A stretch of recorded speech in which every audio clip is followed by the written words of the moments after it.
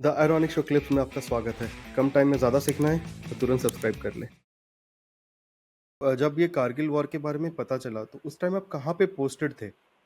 और जब आपको ये न्यूज़ मिली कि अब आपको कारगिल के लिए मूव करना है, तो पहला थॉट क्या था कि वहाँ पे वॉर छिड़ गई है, तो पहला थॉट क्या तो आया? ये बड़ा इंटरेस्टिंग क्वेश्चन है और मैं आपको 99 का एक्सपीरियंस शेयर करता हूँ कि जब जंग स्टार्ट हुई तो एक्चुअली में शुरू के 8-10 दिन तो ये एज आई सेड कि fog of war, so there was a fog, things hmm, were hmm, not hmm. Very clear, information was trickling down in bits and pieces. So इतनी जानकारी मिली थी, पर हम अगर हम कश्मीर को दो हिस्सों में बांटें तो एक जम्मू रीजन है और एक कश्मीर रीजन, और it is right. Bifurcated by the पीर पंजाल्स। पीर पंजाल्स की रेंजेस हैं, हिमालय की पीर पंजाल की रेंजेस हैं। पीर पंजाल्स के इस तरफ, यानी हमारी तरफ जो है वो जम्मू रीजन आता है और परली तरफ कश्मीर का रीजन आता है।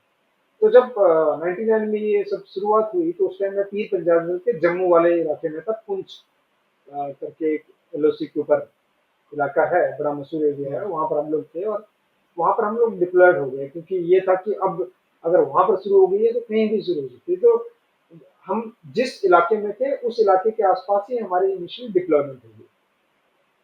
किंतु जब जंग स्टार्ट हुई तो क्योंकि उस टाइम मैं बोफोर्स इक्विपमेंट को हैंडल कर रहा था, तो कुछ टाइम जंग इनिशियल फेज के दौरान ये महसूस किया गया स्ट्रेटेजिकली, हमारे जो स्ट्रेटेजिक लीडर्स थे, मिलिट्री लीडर्स, उन्होंने महसूस किया कि इस जंग को आगे बढ़ाने के लिए बोफोर्स जैसे इक्विपमेंट की जरूरत पड़ रही है और उनको जल्दी से जल्दी डिप्लॉय किया गया।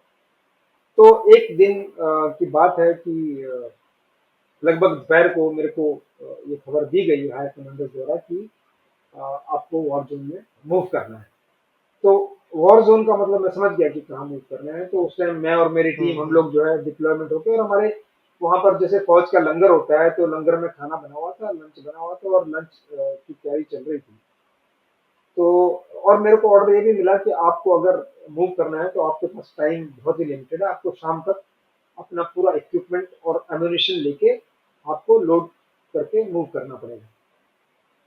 अब it was not very simple, it was humanly impossible, क्योंकि जो लोग मिलिट्री और इक्विपमेंट को समझते हैं, मिलिट्री इक्विपमेंट को, उनको पता है कि जो हुँ। बोफोर्स गन है उसका एम्यूनिशन जो होता है, जो सेल्स होते हैं वो काफी भारी होते हैं और उनको जमीन के नीचे दबाया जाता है, तो उनको पूरा निकालना और पूरा लोड करना वो अपने आप में ही 2-4 दिन का काम होता है।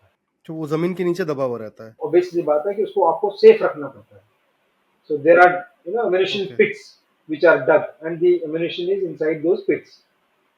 तो वो सब हम करके रखे हुए थे और अचानक ऑर्डर आया तो फिर ये थोड़ा सा मेरे को लगा कि अब हम कैसे करें। फिर भी मैंने जो है, एक तो सबसे पहले मेरे अंदर मैं बताऊं उससे पहले मेरे को ये मेरे अंदर ये फीलिंग थी कि यार जंग शुरू हो गई और जंग में जाने का मौका नहीं मिला तो सोल्जर होने का कोई फायदा नहीं है। तो मैं अंदर ही अंदर मतलब मैं सोच रहा था कि काश हमें भी मौका मिले जाने का।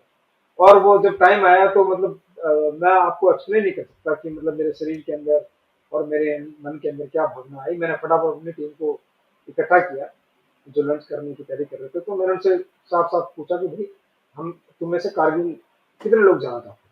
तो सबके हाथ खड़े हो गए। उनको भी शायद विश्वास ना हो रहा हो कि ये मतलब जो है, जो ये हमारे अधिकारी हैं ये जो बात पूछ रहे हैं ये मजाक तो नहीं कर रहे हैं।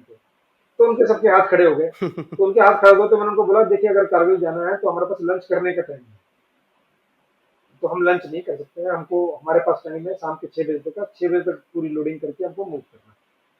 अब 6 बजे तक लोडिंग कैसे हो, ऑल्दो हमारे पास सब कुछ था, इक्विपमेंट था, जो एमिनेशन पिट्स थी उनको डिग करने की मशीन थी, जेसीबी थी, सब कुछ था, पर वो जिस रफ्तार से वो काम होना चाहिए तो उस उतना हमारे पास काम झाम नहीं था। हाँ, वर्कफ़ोर्स नहीं उतना था नहीं उस था टाइम पे। कि मतलब इतनी जल्दी कर सके, क्योंकि इट हाँ, was completely unplanned, right. Sudden orders. और ये फौज में अक्सर ऐसा होता है कि भाई ये करना है तो करना है, अब कैसे हुँ, करना हुँ। है आप रास्ता निकालो। तो मैंने फिर उसका सोल्यूशन निकाला। मैंने अपने जो टीम थी उस टीम में से कुछ मेंबर्स को अलग किया और जो आसपास के गांव थे वहां पर 5-6 पार्टीज भेजी, और वो जो मेरी पार्टीज थी वो रिक्वेस्ट करके गांव वालों को, और वहां पर आप यकीन नहीं करेंगे कि 500-700 की तादाद में एक घंटे में 500-700 लोग इकट्ठे हो गए।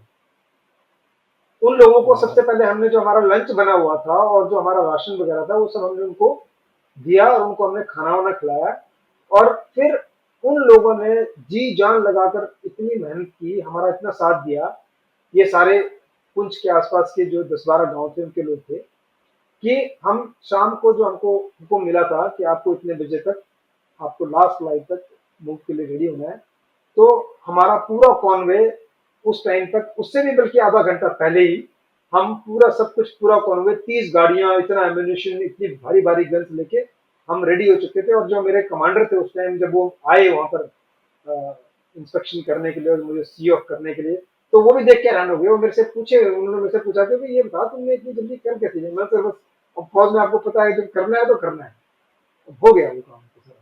तो इस टाइप से हमारा जो है वो कारगिल के लिए वहां से मूव हुआ पुंछ से, और हम लगातार पुंछ से 3 दिन और 3 रातों का हम सफर करके, और उसके बाद भी जो है हम पुंछ से ये जो जम्मू वाला रूट है, जम्मू से नगरोटा, उधमपुर, उसके बाद जो आज बनिहाल टनल जिसको हम बोलते हैं, बनिहाल वाला इलाका, काजीगुंड, श्रीनगर, उसके बाद सोनमर्ग, ये सारा जोजिला पास हमने आधी रात को क्रॉस किया। और सुबह 2 बजे हम जो है, जहाँ जो वॉर एरिया था, वॉर जोन था, उसमें इंडक्ट हुए। हुँ। और इंडक्ट होते ही फिर जो है दुश्मन ने हमारा स्वागत किया वहां पर, क्योंकि जाहिर सी बात है कि दुश्मन मॉनिटर कर रहा था, तो हमारे ऊपर काफी गोलाबारी हुई। और उसके पश्चात हमें जो अपनी डिप्लॉयमेंट थी फौजी तरीके से, वो डिप्लॉयमेंट करने का मौका मिला।